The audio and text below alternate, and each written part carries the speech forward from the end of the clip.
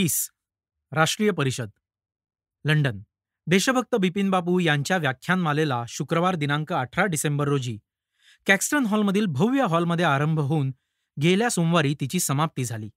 या व्याख्यानातील उदात्त तत्वविचार, उत्साहक वक्तृत्व, अलोट देशभक्ती, कुशाग्र तर्क व अमोघ कोटीक्रम यांच्या योगाने या व्याख्यानातील सारांश देण्याचा प्रयत्न करणे म्हणजे त्यांचे स्वारस्य बिघडवणे होय व त्यांच्या श्रवणाने मोहित झालेल्या श्रोतांच्या आग्रहावरून ती व्याख्याने लवकरच समग्र छापाव्याची असल्याने त्यांचे सारांश देणे म्हणजे नाविन्य घालवणे होय. एतदर्थ आजच्या बातमीपत्रात त्या व्याख्यानाविषयी काहीच विशेष न लिहिता फक्त इतकेच सांगणे बस आहे की गेल्या 10-12 दिवसात लंडनच्या हिंदी लोकातच नव्हे तर बऱ्याच इंग्रजी मंडळातही व्याख्यानांशिवाय दुसरी चर्चा ऐकू येत नाही. तिकिटांना 2.5 रुपये किंमत होती व सर्व व्यवस्था एका आठवड्यात घाईघाईने केलेली होती. तथापि बहुतेक हिंदुस्थानी व कित्येक इंग्लिश लोक यांच्या झुंडी व्याख्यानास लोटत होत्या. संध्याकाळ कधी होते व हॉलमध्ये शिरण्यास कधी मिळते असे सर्वांस होऊन जात असे. दुसरे दिवशी बिपिन बाबूंच्या नंतर देशभगिनी विदुषी कामाबाई यांचेही एक स्वातंत्र्य पोषकतेचे व्याख्यान झाले. त्यांनी आपले राष्ट्रीय हातात निशाण धरून फडकविताच सर्व सभा उभी राहिली व वंदे मातरम गर्जनांचा वर्षाव सुरू झाला. ही व्याख्याने सुरू असताच रविवारी तारीख 20 डिसेंबर रोजी सर्व हिंदुस्थानी लोकांची राष्ट्रीय परिषद भरवण्याची सूचना शुक्रवारी सभेपुढे मांडण्यात आली होती. प्रथमतः ही परिषद नागपुरास भरणाऱ्या टिळक पक्षीय काँग्रेसच्या पुष्टीप्रित्यर्थ भरवणे होते.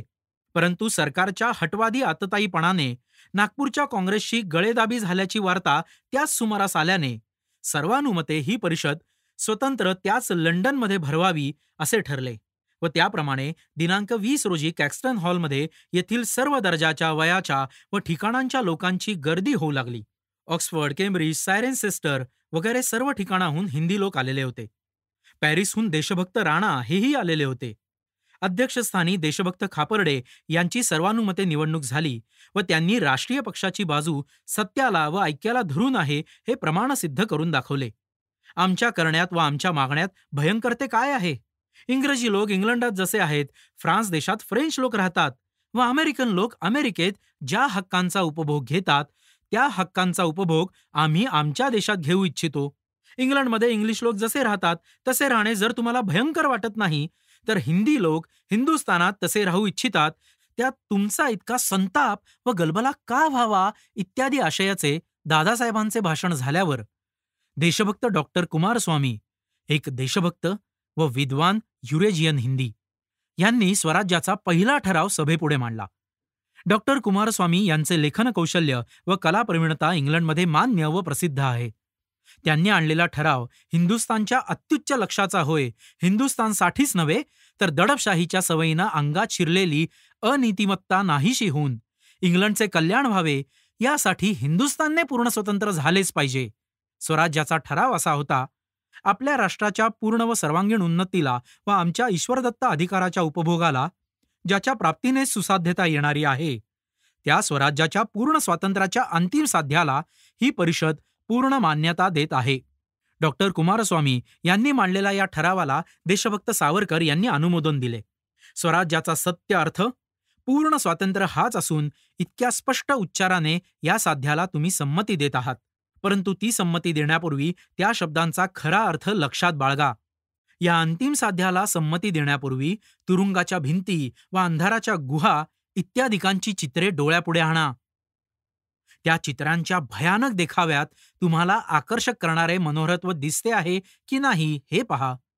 विस्तवाच्या निखाऱ्यावर पाय ठेवून तो मृदू गादीवर ठेवल्याप्रमाणे अचंचल पडत आहे की नाही हे निश्चित करा व मग या असहाय्य यज्ञात आनंदात बलिदान करण्याची उत्कट इच्छा होत आहे असे जर तुम्हास वाटत असेल तरच या ठरावास आज संमती द्या, नाहीतर घाई करण्यात काही हशील नाही. स्वराज्य हे दिव्य आहे आणि दिव्य अंतःकरणातच ते वृद्धिंगत होऊ शकते.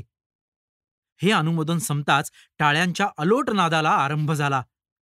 एकही जण विचारले असता विरुद्ध गेला नाही व सर्वानुमते या पूर्ण स्वातंत्र्यात्मक स्वराज्याचा ठराव पसार झाला. दुसरा ठराव बॉयकॉटचा असून तो देशभगिनी विदुषी कामाबाई यांनी पुढे मांडला. अमेरिकेच्या बॉयकॉटचा इतिहास सांगून त्या म्हणाल्या, हिंदुस्थानातील तरुणांनो, बहिष्कार हा जयघोष चालू केला पाहिजे. ठराव हेच सांगतो की बहिष्कार स्वराज्याचे एक महत्वाचे साधन असून त्यांची अंमलबजावणी प्रत्येक दिशेने करण्यात आली पाहिजे. देशभगिनी कामाबाईंच्या भाषणानंतर देशभक्त वर्मा यांनी अनुमोदन दिले व ठरावही सर्वानुमते पसार झाला. नंतर तिसरा ठराव तुर्कस्तानच्या लोकांनी लोकसत्तेच्या तत्वावर राज्यपद्धती नेल्याबल त्यांचा गौरव करण्याचा असून तो देशभक्त आयर यांनी पुढे आणला. चौथा ठराव ठिकठिकाणी राष्ट्रजागृती होऊन स्वातंत्र्यप्राप्तीचे जे प्रयत्न सुरू झालेले आहेत त्या सर्व प्रयत्नास व इजिप्त, इराण, आयर्लंड येथील प्रयत्नास आमची पूर्ण संमती असल्याबलचा होता. तुर्कस्तानच्या ठरावावर देशभक्त आगा खान यांनी देशभक्ती परिलुप्त असे भाषण केले व ऑस्ट्रियन मालालाच नव्हे तर हिंदुस्थानचे ब्रिटिश मालावरही बहिष्कार घालावा असे जसे सांगितले, तसेच इजिप्शियन संस्थेचे सेक्रेटरीने सांगितले की हिंदुस्थान व इजिप्त यांची अमर दोस्ती राहो.